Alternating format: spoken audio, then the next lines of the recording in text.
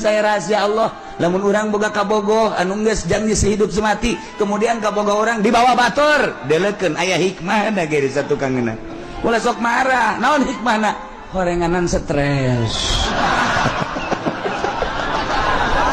sama lain hikmah mamala aya hikmah dokter cerita doang aduh sia kunaon ngajang jauh ngamat bogoh dibawa batur celehan amat nah kunaon atuh tadi susul nislah wabil qadari khairihi wa syarrihi minallahi ta'ala geus teu aya teu upaya bae lumpat na kadinya bagus teh